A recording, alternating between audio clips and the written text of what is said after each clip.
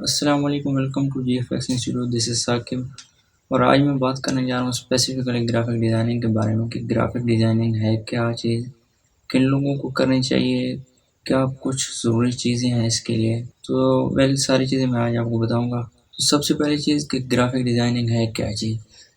तो आप लोगों ने तकरीबन हर किसी ने बचपन में ड्राइंग की होगी। हम लोग क्या करते थे कि एक कॉपी पे हम पेंसिल से कोई भी डिज़ाइन ड्रॉ करते थे, किसी भी स्कूल का, किसी फ्रूट का, किसी भी और बिल्डिंग का, कोई किसी भी चीज़ का हम डिज़ाइन ड्रॉ करके उस पे कलर फिल करते थे। तो वो एक बड़ा इंटरेस्टिंग सा डिज़ाइन बन जाता था। यही काम जब कंप्यूटर पे किया जाए तो इसको ग्राफिक डिज़ाइनिंग कहते हैं। अब इन दोनों में डिफ़रेंस क्या है कि वहाँ तो हम जस्ट पेंसिल से एक आम सा नॉर्मल सा डिज़ाइन बना के उसमें कलर फिल कर देते हैं। लेकिन कंप्यूटर पे जब हम डिज़ाइन बनाते हैं तो वो नॉर्मल या एक सादा नहीं होता, वो एक क्रिएटिव डिज़ाइन होता है। क्रिएटिव इस तरह होता है कि हम किसी भी बिल्डिंग का जब नक्शा बनाते हैं तो उसमें हम डिफरेंट कंपार्टमेंट्स रखते हैं, उन चीज़ों को कंबाइन करते हैं, डिफरेंट उनके कलर्स होते हैं, तो डिज़ाइन वो क्रिएटिव होता है। अब क्रिएटिव इस माने में भी आप ले सकते हैं कि आप जो मोबाइल यूज़ कर रहे हो उसमें जितनी भी एप्लीकेशंस हैं उनका जो यूज़र इंटरफेस है वो भी ग्राफिक डिज़ाइनर ही डिज़ाइन करते हैं। इसके अलावा आप कोई भी वेबसाइट ओपन करते हैं, उसका जो होम पेज आ रहा है, उसमें जो कलर्स यूज़ किए गए हैं, जो बैकग्राउंड है, वो भी किसी ग्राफिक डिज़ाइनर ने डिज़ाइन किए हैं। इनफैक्ट आप जो मोबाइल फ़ोन यूज़ कर रहे हैं, चाहे वो एंड्रॉयड फ़ोन हो या आईओएस डिवाइस हो कोई भी, तो उसमें जो यूज़र इंटरफेस है, वो भी किसी ग्राफिक डिज़ाइनर ने ही डिज़ाइन किया है। तो आप इस तरह समझ लें कि हर वो कलरफुल चीज़ जो आप यूज़ करते हैं in the mean of software, तो वो किसी न किसी ग्राफिक डिज़ाइनर ने ही डिज़ाइन की होती है। अब कुछ इम्पोर्टेंट चीज़ें हैं कि ग्राफिक डिज़ाइनर बनने के लिए क्या कुछ आपके पास होना चाहिए। सबसे पहली चीज़ तो कि आपको इंटरेस्ट होना चाहिए ग्राफिक डिज़ाइनिंग में, और जो इंटरेस्ट है वो एक एडवांस लेवल तक होना चाहिए कि आप किसी भी वेबसाइट के लिए कोई डिज़ाइन पेज डिज़ाइन करें, मोबाइल फ़ोन के लिए करें, किसी प्रिंट मीडिया के लिए आप डिज़ाइन क्रिएट कर सकें, कोई भी जो पेज है वो डिज़ाइन कर सकें।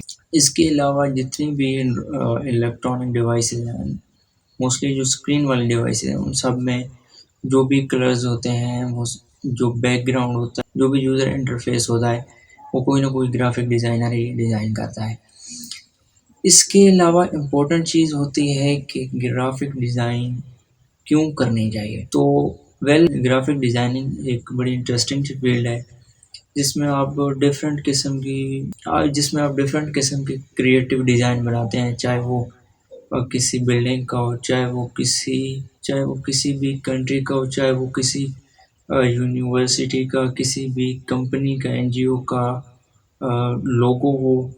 इसके अलावा कोई बिज़नेस कार्ड हो, ब्रोशर हो, बैनर्स हों, कुछ भी हो सकता है, पोस्टर्स हों, जो भी हो वो सारा ग्राफिक डिज़ाइनर जो है वो क्रिएट कर सकता है।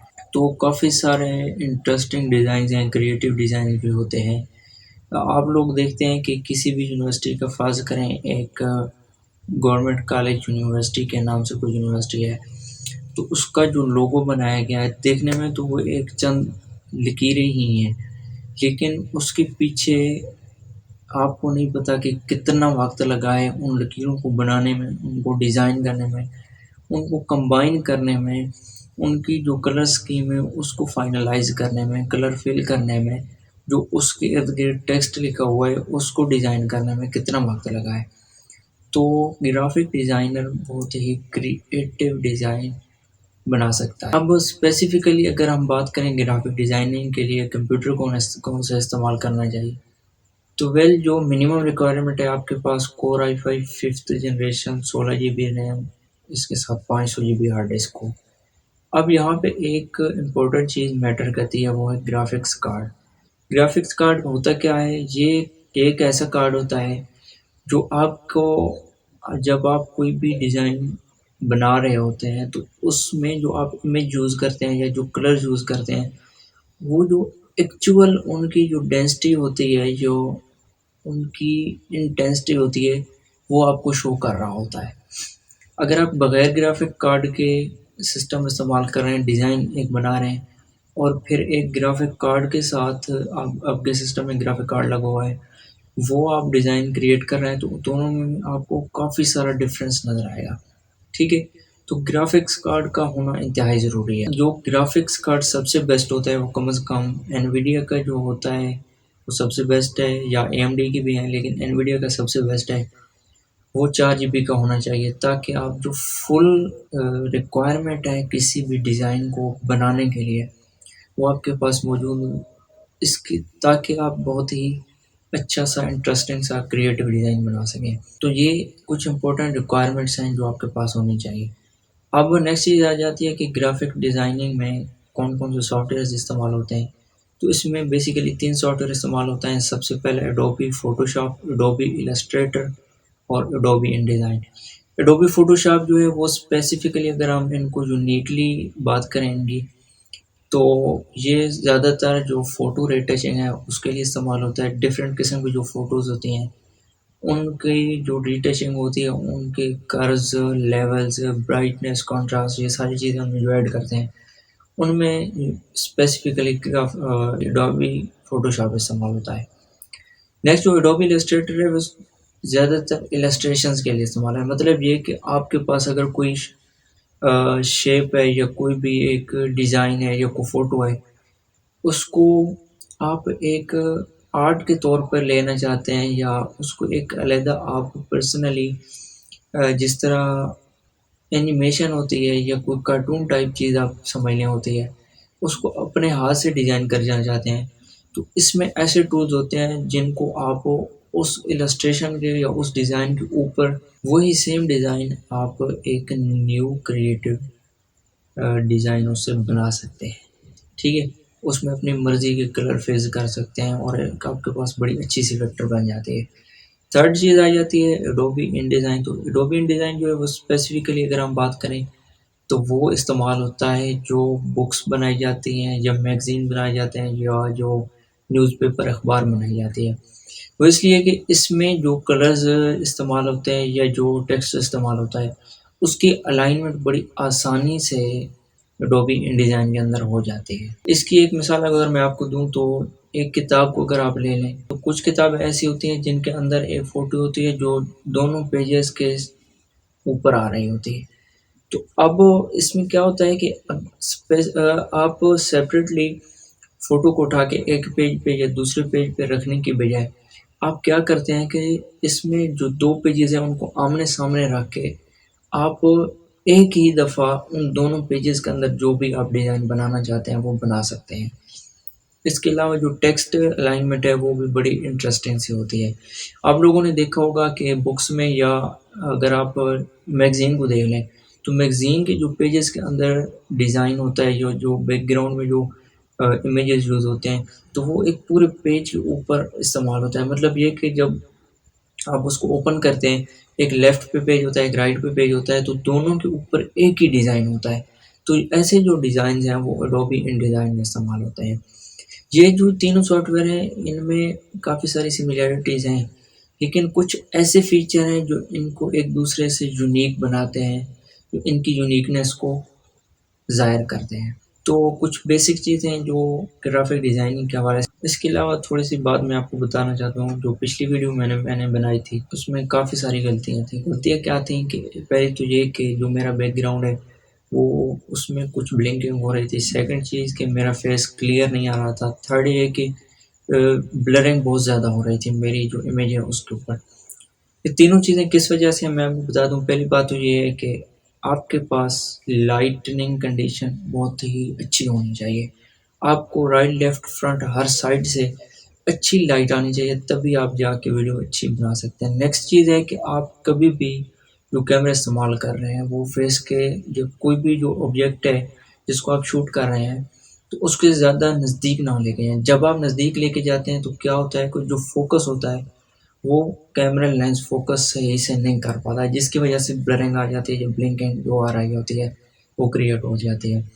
थर्ड ये चीज़ कि अगर आप दूर से कैमरा इस्तेमाल कर रहे हैं तो आप कभी भी ज़ूम ना करें, क्योंकि ज़ूम करेंगे तो फिर वही जो पिक्सेल्स है वो फट जाते हैं और जो आपकी इमेज है, जो आपका ऑब्जेक्ट है जिसको आप शूट कर रहे हैं उसमें ब्लिंकिंग आना शुरू हो जाती है, ब्लरिंग उसमें आ जाती है।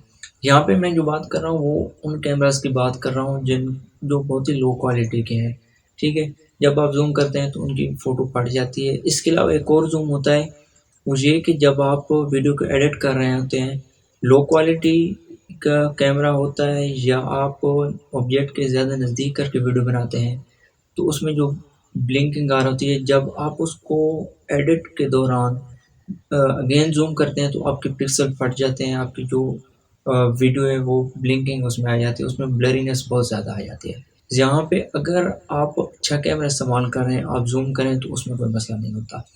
लेकिन बेस्ट चीज़ आपको बता दूँ कि कैमरा की कंडीशन ऐसी हो कि आपने जितना एरिया कवर करना है अपनी वीडियो को शूट करने के दौरान, उतना ही आप जब वीडियो को एडिट करें वो इस्तेमाल करें।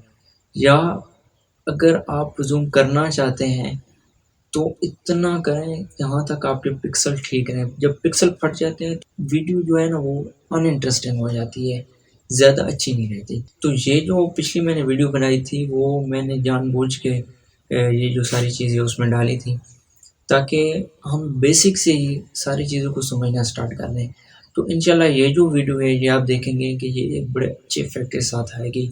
इंशाल्लाह बहुत ही क्रिएटिव चीज़ें हम आगे भी डिस्कस करेंगे। तो ये आज की जो कुछ इम्पोर्टेंट चीज़ें थी, जो मैंने आपके साथ शेयर कर दी कि आपको इंटरेस्ट बहुत ज़्यादा होना चाहिए ग्राफ़िक डिज़ाइनिंग में, तभी आप जाके कर सकते हैं। ग्राफ़िक डिज़ाइनिंग का मतलब मैंने आपको समझा दिया। मैंने आपको सिस्टम बता दिया कि कौन-सा मिनिमम रिक्वायरमेंट वाला सिस्टम आपके पास होना चाहिए। इम्पोर्टेंट चीज़ जो मैंने यहाँ पे आपको बताई है वो है ग्राफ़िक कार्ड कि ग्राफ़िक कार्ड आपके पास लाज़मी होना चाहिए। तभी जो आप डिज़ाइन बना रहे हैं उसको एक अच्छे तरीके से क्रिएट कर सकते हैं। इसके अलावा ग्राफ़िक डिज़ाइन के अंदर जो सॉफ्टवेयर्स इस्तेमाल होते हैं वो भी मैंने आपको बता दिए हैं।